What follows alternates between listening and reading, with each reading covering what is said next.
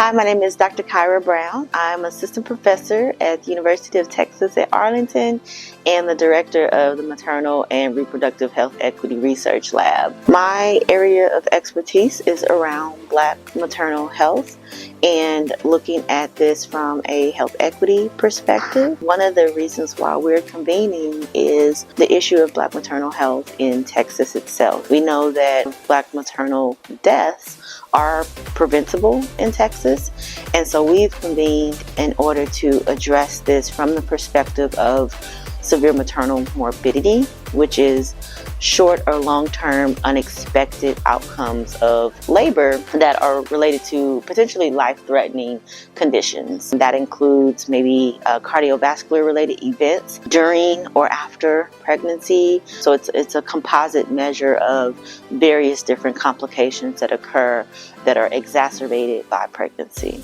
Black women are disproportionately impacted by these conditions, and so our goal is to ensure that we can find ways to address that and reduce that risk. We believe stakeholders have the solutions that can help us to build better tools to understand this issue and better address this issue.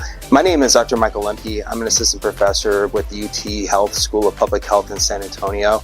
I am a co-principal investigator on this project with Dr. Kyra Brown.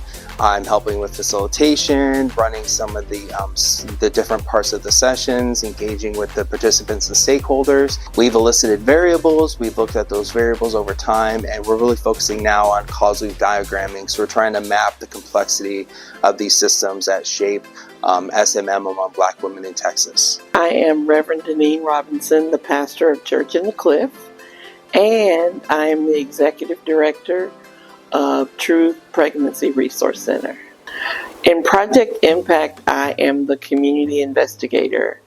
I am the liaison between this study and the people who choose to participate, as well as the larger community. My observations have been many. All these different points of view can together come up with intervention solutions, ways that policymakers, community physicians, and other folks can be a part of the solution. My name is Saida Falafini. I'm co-investigator on Project Impact. I'm a system dynamics modeler by training, so I have joined the group to help develop the simulation model that is going to help policymakers to evaluate the effect of different policies as they are planning for implementation. My name is Kaya DeBolt, and I'm an attorney with Disability Rights Texas in the Austin office. I am on our housing team, so I work with clients across the state who have various difficulties and issues with their housing providers. A lot of my clients are African American women, and many of them come to us because of issues that they have during their pregnancy.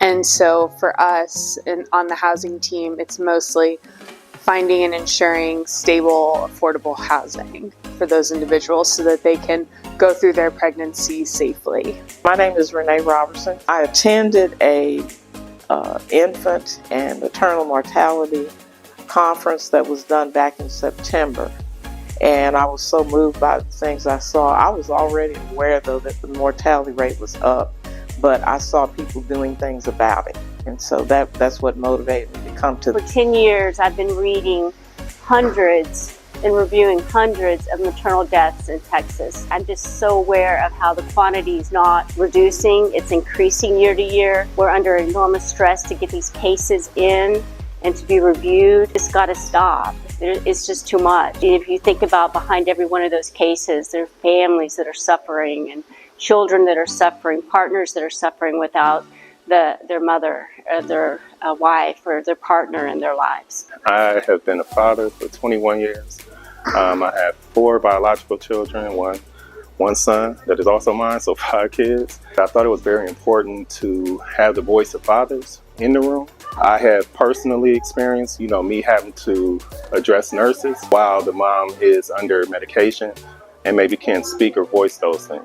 My research primarily focuses on health inequities, particularly Black maternal health inequities. Additionally, I've suffered severe maternal morbidity myself. We're not just using pressure point interventions, we are trying to attack a whole system. I have been a labor and delivery nurse for 23 years. I feel like I'm directly impacted by maternal and morbidity. That's the patient population I serve. As a Black woman, as a Black clinician, I want to ensure that my patients understand their care and feel that they are receiving equitable care. It affects us all. Black women dying is not just a Black women, a Black community problem. It is a public health problem. It is a national crisis, and we need to address it as that. What I do in daily living is managing HIV services that includes women who are birthing. So to me, this was very important because I'm dealing with people who are living with HIV and giving birth and having those complications as well. I have learned quite a lot because we all work in different fields with different people who are doing this on a daily basis just like I do. So we've kind of learned from each other, and the whole thing is that we shouldn't just focus on one thing. Sometimes there's a reason why those deaths are happening. So if we focus on one thing, we won't get to the end of it. We have to look at all the things, what leads to the death of a woman while giving birth. I do a lot of work with community-based organizations and governmental organizations. A lot of my work is with health inequities. Not looking at just a single area, but to be able to look at the systems level and how systems do impact maternal infant health. It was definitely right up my alley. It was just an opportunity for me to address the parenting support needs for the mothers and kind of put myself in a reflective position where I can think about how I can not just address those needs, but also provide them with the necessary tools and resources so that way they can have better birthing outcomes. Usually when I'm in environments like this, I definitely enjoy speaking and giving out my thoughts, but I also love taking a back seat and just listen to other people's perspectives so that way I can gain more insight and more knowledge on how I can be able to contribute. It's personal to me because severe maternal morbidity affected me and women in my family, as well as in my professional life. Working in outreach and housing is something that's very near and dear to my heart. The Afia Center is a Black women-led and founded reproductive justice organization in Dallas. We were founded and created because of the response to Black women and HIV. Our initiatives are towards maternal mortality and what does it look like for policy, organizing, and providing a resource for full liberation of Black women. Really what started me on this journey was my own experience in maternal morbidities and the lack of resources and just learning about maternal mortality. I wanted to come here today to have my voice heard about what I see every day. Patients coming to me with these horror stories about their hospital experiences, or even I'm getting hospital reports where the treatment was inadequate or inappropriate for the symptoms that the patient was complaining about. I'm Tanai Lambert. So in Project Impact, I'm a co-investigator. I see so many issues in healthcare. The care that patients receive is not what they should be getting. I'm so excited in that the work that we're doing will be impactful in changing policies and changing the way programs are run and changing the way hospitals and care centers have to care for patients, because there is research that exists that says what the problems are, but it's not being communicated into having the impacts that it should on patient healthcare outcomes. So my own cardiomyopathy and heart attack within my first year postpartum of pregnancy and battle with postpartum depression.